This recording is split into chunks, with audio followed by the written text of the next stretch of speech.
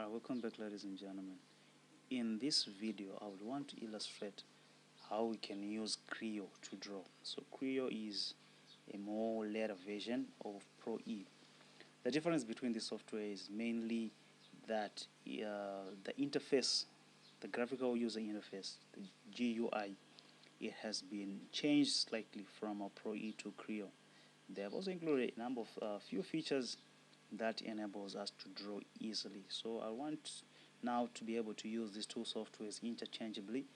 These are two softwares made by the same company. Okay, now I'm going to be designing component number 1, this time not using ProE but using Creo. So that's component number 4 that we drew as component number 1 in our card.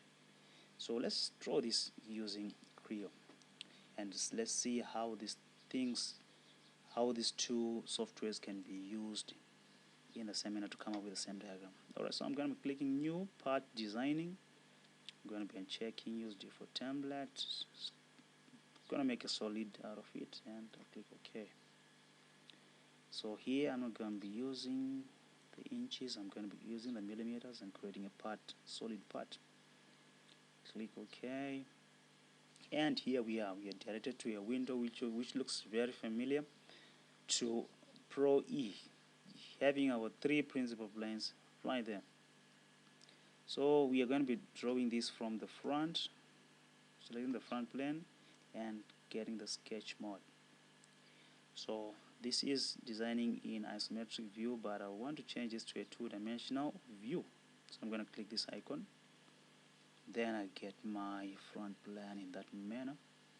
So I'm going to start off by creating a rectangular block whose dimensions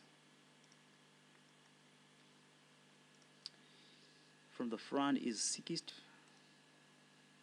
So I'm going to be selecting everything. Then we have to modify the values now. So where is the modifying option?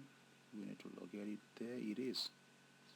There is a modifying option. Let me click it and check regenerate. And I'm going to be putting 45 here. And then selecting 60 here. Selecting 22.5 again for this one. And selecting 30 to centralize my principal planes. Check regenerate and click OK. Zoom to fit. That's our block. Click OK, and we are going to be selecting the extrude option right here, extruding on both sides of the plane. A distance of an extrusion depth of 60 in that manner, and then we are done with the first block. Select this face, we get back into the sketch mode.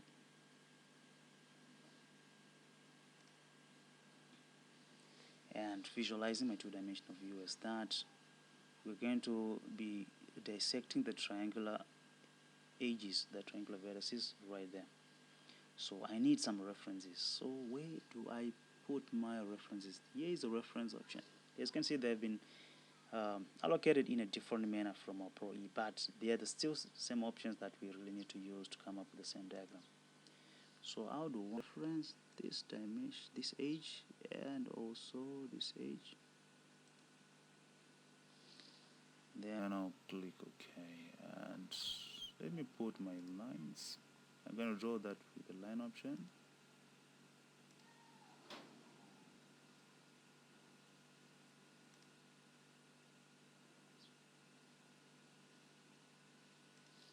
Then I'm going to click right there. So now let's modify our values. This was a 15 by 15 triangle. And this is also 15. In that manner, I'll click OK. And let's extrude by removing material in a direction that is 60 to make sure it cuts right through out. I'm going to click OK, and we slice the first edge with this extrusion number 2. still selected, we have to mirror this extrusion about this plane here. Then we're going to click done. Also come back to this side again, enter the sketch mode and selecting this as a two-dimensional view. Now we need to select a reference of the upper edge again, and let's sketch the rectangle, central rectangle, which is a 10 by 10. So that's exactly what you're going to be modifying here as 10 by 10 millimeters. So this will be 5, and what will be the depth here? So these sides are all equal, which is okay. So that's it. We are going to be extruding this to an extrusion depth of 60, and we're going to be removing material and changing the direction to make sure it is right through.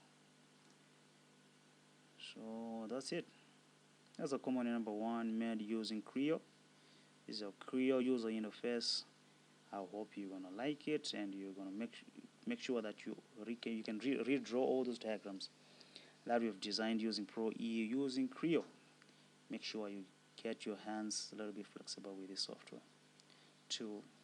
So I hope you're gonna have an exciting journey on using ProE and Creo in this case. All right, thank you.